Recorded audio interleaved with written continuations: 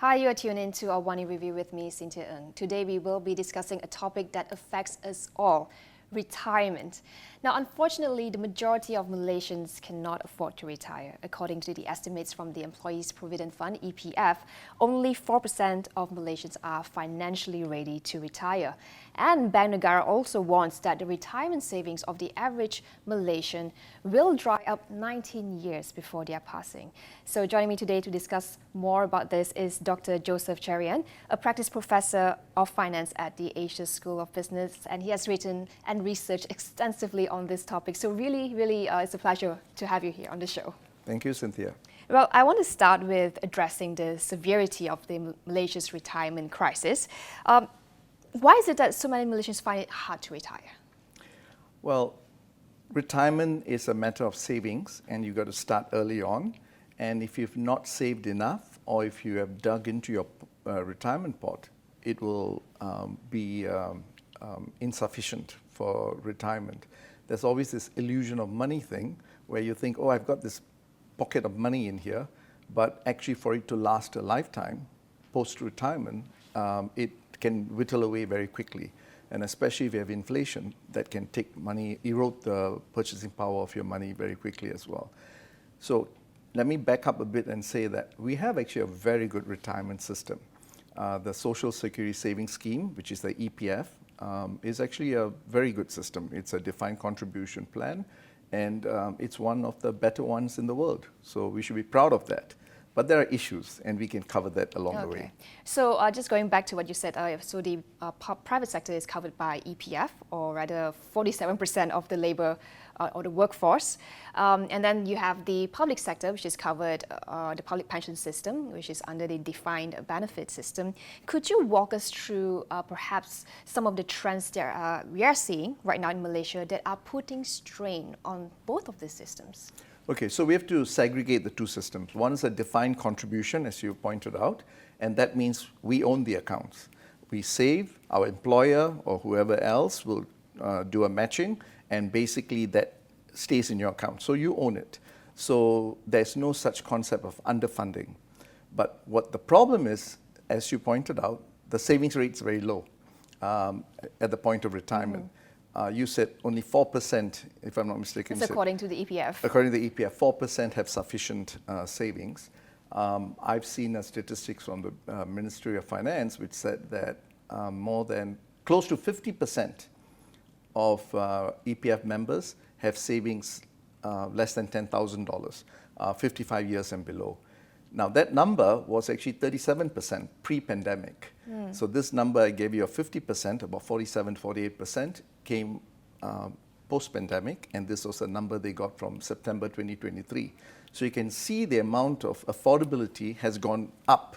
Lack of affordability has gone up. And the reason for that is when you take money out. So you own the account, you're saving along with your employer, but if you take things out early, as we did during the pandemic period, you'll find that affordability and sufficiency drops. So that's what happened on the EPF side. The other program is a defined benefit program, as you pointed out, and that's QOP. That's a civil service pension system where there is some contribution that's made, but really it's paid out of the assets that QOP has, or the government topping up from its operating budget and so on. So basically, that is a matter of sustainability. It's an ongoing pay-as-you-go system. The question is, do we have enough funds in the operating budget or in the assets in place at QOP to pay the pensions that's promised to you down the road? So you don't own the account, a government promises you or the employer promises you that pension payout. So there's an affordability and sustainability issue on that side as well, but a slightly different dimension. Okay, let's hone in on that because clearly the government can no longer afford to keep up with pensions. It is actually proposing that future civil service employees to be put under EPF instead, to be covered under EPF. And how do you view this decision, Joe? Okay, first I'm not trying to divert the question, but let me share the experience from other countries, the Western countries and Singapore and so on. Many pension plans in the US, primarily corporate pension plans, which are basically defined benefit plans, have switched over to defined contribution. So it means from a co-op in the US to a EPF in the US. Same in Australia, in Singapore as well. Singapore doesn't have a pension system except for a very small subset of the population, and I think it's more the military, if I'm not mistaken. So the reason why they move from pension funds to defined benefit plans to defined contribution is, again, this matter of sustainability. So you've got to bite the bullet at some point. We are paying out about 30 billion ringgit dollars a year, and that number is going up every year at the rate of inflation, or probably even higher than the rate of inflation because of the aging population problem. As the civil service starts retiring as they age, you need to cough up more money from the assets in place or from the operating budget. So it's going to be hard to afford that. So you have to move to a defined contribution plan like the EPF at some point. You shouldn't be kicking the can down the road too long. The question is how you do it. You can't just simply switch everyone over in a jackknife fashion. You need to do it in a very well transitioned way. And we can talk more about that if you want, but right now your assertion is correct, and the government's, that you need to move people into a defined contribution plan in a carefully structured way. Okay, so this is a trend that we're seeing around the world, not just Malaysia. It's simply becoming more unaffordable to fund a public service. I do want to ask you this though. Now, if this plan goes through and if it gets approved in the parliament, past the parliament, how might it affect EPF then, or EPF's overall performance? I think there are concerns that will this dilute dividends and savings of existing members? Okay. First of all, right off the bat, let me tell you that the EPF and co-op, I know people there because I've trained them in different programs when I was in Singapore and other parts of the world. They are very well managed funds. So let's be assured that we've got some pretty competent people managing our assets, both on the co-op side, the pension defined benefit plus side, and the defined contribution, which is yours and my savings in the EPF. Now, what you're talking about is scale. When a fund gets too large, it becomes operationally difficult to deploy the assets and returns can diminish. Now, that also depends on where you're investing.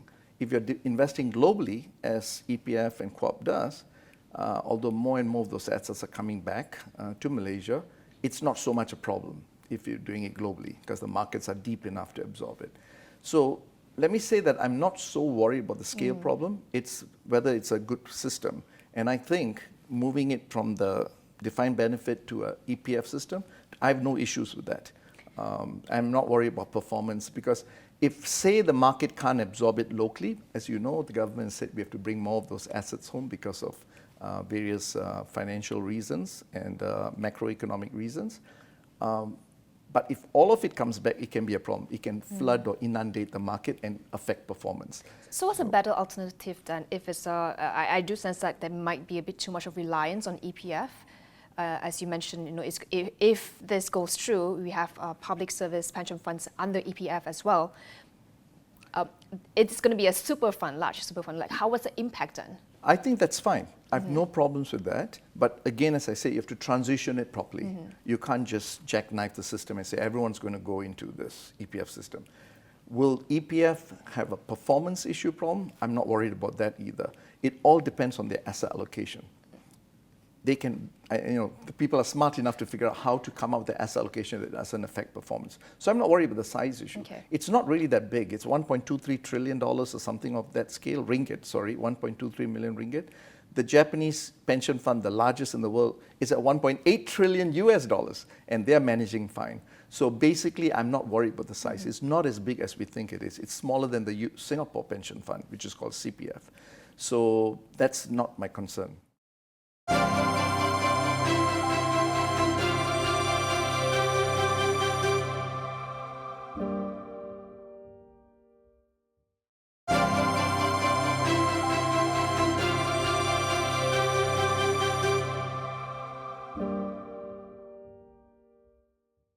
So then, can we then also talk about the mechanism to transition then? If this goes to Parliament and it gets approved, what is the right way to ensure that there's not too much disruption?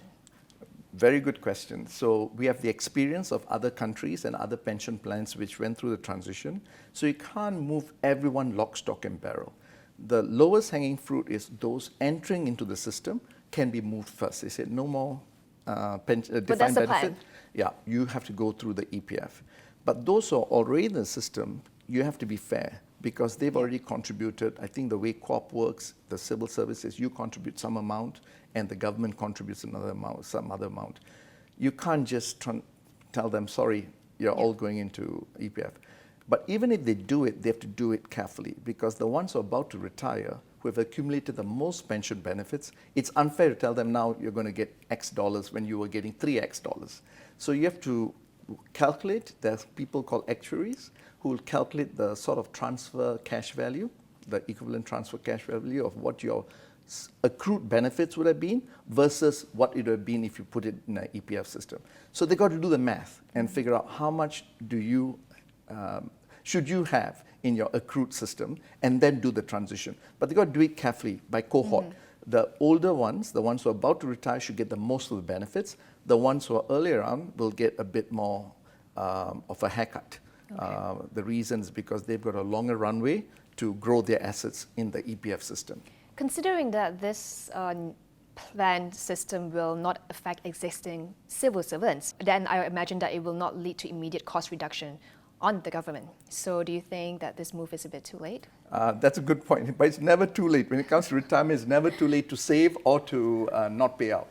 So my thinking is that you've got to do it. You've got to bite the bullet, as I said. You cannot kick the can down the road. But an obligation is an obligation. So you have to meet those obligations where you promise, like the 30 billion. Many of them are already aging. If you're promising that amount, you can cut it by a bit. It will, of course, decline over time as people exit the system. Yeah. And then the new ones on the EPF system, the liability will go down.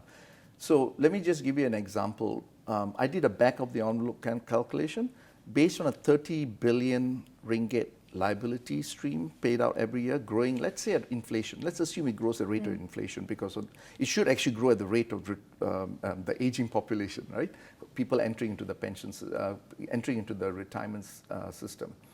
The liability is as large as the EPF assets in place, which is about 1.3 trillion. Now, I don't have all the figures. Actuaries do the calculation more accurately, but just think about it. The amount I'm promising in future money, present value today, is about as large as the EPF. That's a huge liability. So we have to solve this problem because if not, everyone's going to be worse off. The retirees may not even get a payout. That's what's happening in the US. The social security system is a pay-as-you-go system. People are saying it'll run out of money by 2035 or 2040. Same issue, right? Because there may not be enough tax receipts or income on the government side to cover the pensioners who are getting the social security benefits. So this mismatch of assets and liability can be a problem for everyone, not just those who are retiring. Okay, so that's the public pension part. Yeah. I want to talk about the private pension, which is mainly EPF. Yes. So, of course, recently the EPF will be introducing Account 3, which allows for more flexible withdrawals. I think that's starting in April. How do you view this approach? Because it seems to me it's quite counterproductive, seeing that the current situation, there is a problem of insufficient retirements among existing members. Okay, Cynthia, you should be a retirement advisor because I was puzzled by this Account 3 by myself because we're trying to keep assets in place and make sure it doesn't leak out of the system until you need it for retirement. And then we have this Account 3 that was set up to provide more flexibility. That was the problem that got us, that was the outflow that caused, the flexibility was what allowed us or got us to this problem that we're at now. So adding an Account 3 is going to exacerbate the problem. So I don't fully understand why they're doing it because it's totally counterintuitive to the problem at hand. While we do not have the details yet, what do you hope to see if this plan goes through in a month's time? Okay, so when I looked through when it was first announced, and I was very puzzled when it was announced because, as I said, depleted accounts, you don't want to give more flexibility to take out. It was meant for people in the informal sector, the gig economy, those who didn't have as much savings, right? Now that's the problem. If you don't have much savings, you should actually ring-fence the assets even more. But you don't want to be cruel. Right. You want to make sure they have sufficient income. So that's the role of government, to supplement income through other workfare schemes. So that means you provide supplemental income, the government, to those who are not, the low income, as opposed to telling them you've got more flexibility to withdraw money from money that's saved for the future. Because they are the group they are most vulnerable, and they are likely the group that will dip into their savings first. Correct. Okay, so let's talk about what are the alternative pension systems that could work for Malaysia to address the current shortcomings of the existing system that we have, and also ensuring broader coverage for all segments of the population, because I think I mentioned earlier, EPF only covers about 47% of the labor force. There's, I think, more than 40% which falls outside of EPF, outside of the public pension system. So yeah, many fall between the cracks, and we have to have empathy and compassion for our fellow citizens, right? So I think there should be a needs-based pension system, basic income system, not a get-rich scheme, but just to make sure that lower income, B40 or whatever level that is, the government has to decide what it can afford, gets a basic income that's allows you to have a dignified standard of living, not ostentatious, but a dignified standard of living. So those who are not covered, or those who have too low savings because of their position in society in terms of income, need to get support. So I think a basic pension system or basic income system is what I think would solve that problem. Who's going to fund it? That's the role of government. But how would you imagine it to be funded if they were to roll? So let me give you the case of Norway. So Norway has what's called the Norges Bank Investment Management. It's basically their sovereign fund. Royalties net of costs are from oil. They've got North Sea oil. The royalties are channeled into this Norges Bank, which is basically their sovereign fund for social savings, social security savings. So what's happened, it's like a rainy day fund, just like how Singapore also has got these rainy day funds. So we've got a lot of natural resources, whether it's oil, palm oil, whatever the case is. We should be a bit disciplined, that's we meaning the government, and start channeling some of them, put it aside for a rainy day. That means for those who need it the most vulnerable. We can afford to do it because we are actually blessed in that sense. So my suggestion is we don't do a uniform basic income for everyone. Not everyone deserves it. It's the most vulnerable in society, those who are in the informal sector. We have to make sure that they get some basic income, what I call a dignified level of income. Okay. Yeah. Now I want to turn the discussion to something that is relatable to all of us, which is planning for retirement, right? Yeah. So how can individuals figure out how much money they need for retirement, considering the expenses like healthcare and also taking into account inflation? Right. So inflation is a big topic I always talk about. You'll see a lot of articles I write covers inflation. The reasons many Asian plans do not provide income that's indexed to inflation. In the US, we do. I lived there for many years. I own inflation index bonds. I've got retirement accounts that are inflation indexed. Because inflation can bite, as we found out in the last few years, right? So basically, we need to have mechanisms to hedge inflation. That's the first thing. So the way you do that is the government has to issue inflation index bonds. Our government, Singapore government, many governments, Hong Kong don't issue inflation index bonds. Why is that so? Well, the argument is that, at least in some governments, they tell us, we can't control inflation. Either it's imported, our ringgit's being attacked, or our Singapore dollar's being attacked. We can't control that. But I asked them back, if you can't control that, how do you expect you and me to control that? The retail person, the ordinary member of society.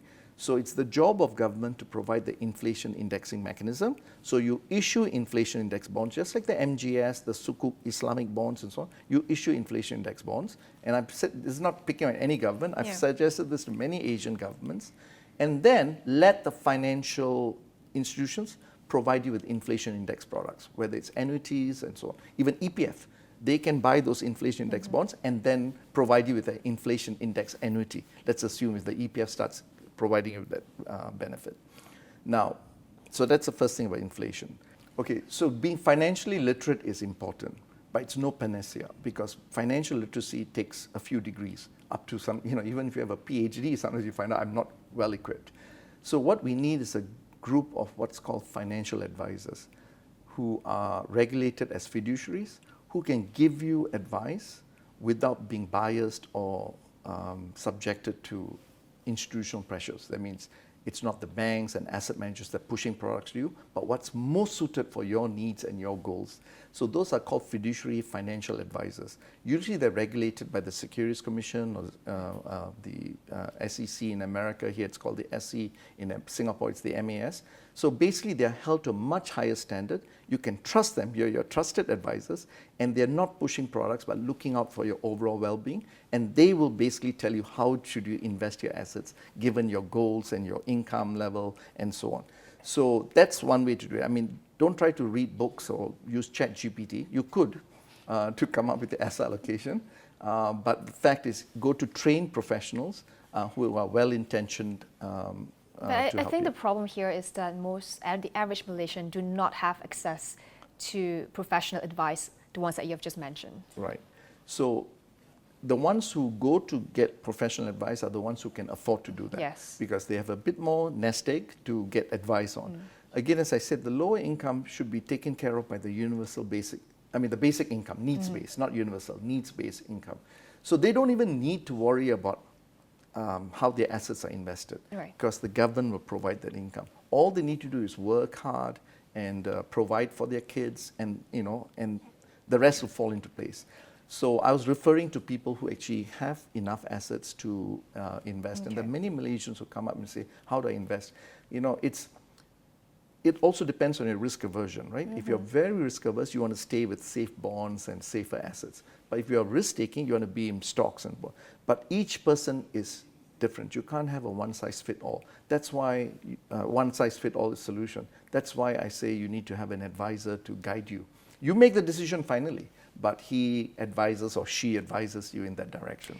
Say for a younger person that have a longer time frame to retirement and would like to get higher returns, be able to take higher risks, what are your suggestions for them? So if you want to take more risk because you're younger, go ahead. You take more risk. Just be mindful of a few things. Watch the costs on the funds and assets you invest in. Costs can erode your returns, especially when your runway is longer. It's counterintuitive. I've got a longer runway so I can take on more risk, but if the costs are high, it'll all wipe it out. It's been experienced in many countries where costs, including Hong Kong, where costs have wiped out a lot of their returns. Private sector costs, that means institutions charging too much fees for the products you buy. So watch the costs. Second thing is you have to also be aware of what you have in your portfolio. Okay? If you're a stockbroker who's 25 and your twin brother is a newscaster with a very steady income, or a professor with a steady income, they can have different risk profiles, right? Same age. It doesn't mean that both of them should invest the same amount in the stock market. The stockbroker, because of the fact that his job is very highly correlated to the stock market, may want to put less. It's counterintuitive. But the professor or the newscaster with the lifetime guarantee of job, I presume that's the case, can put more in the stock market. Do you follow what I'm saying? Yeah. That kind of thing. So it also depends on your income. If you own a house, there's no reason for you to go double up and buy more REITs. REITs are real estate investment trusts, because you already own a house. So you have to learn to think about your investment in a total portfolio context, if that makes sense. Definitely, and I think I will have to get your advice after the show on investment. Just one final question. Yeah. So we've talked a lot about investment, and I think right now there's so many options out there in terms of apps. For instance, technology is really helping to help us make better decisions faster. What are your thoughts about how can an average person or Malaysian utilize these tools, and what's your advice? Okay, firstly, make sure you stock up. Is that the right word? Stock up on your EPF. Keep as much as possible in your EPF because it gives very good dividends, right? Even recently, and it's guaranteed about 2.5%. It's got a legislated minimum of 2.5%. But it's been paying out 5.5%. It's gone up. I've looked at the past years. It's even gone up as high as 7.5%. And it's on your entire sum. That's a pretty good return. So keep as much as you can there. It's very safe. It's a good, healthy return and so on. If you have surplus money, then you should invest wisely. Go for low-cost funds. The EPF actually has a super app, like a way you can invest with negotiated fees, if I'm not, it's like a supermarket for funds. That's one place you can go. Then there are also robo-advisors. Actually, I quite like these robo-advisors who do the right thing. I'm not really into this machine-oriented advice, but some robos, there's one in Singapore that I know of, that basically try to negotiate the best fee structures for you and offer the best products at the lowest cost possible. So as if like you're paying the same fees as an institution like a GIC. So GIC is a sovereign fund in Singapore. That's pretty good. So those kinds of platforms, and there are quite a few around now, I subscribe to. I mean, I say go for it. But if it's just robo, for the sake of robo, I think you have to be careful because you could end up with some pretty bad products, including scams. Yeah. Definitely. Well, thank you so much, Joe, for sharing your insights and expertise. It's great to have you on the show. You're welcome. Thank you, Cynthia. Thank you.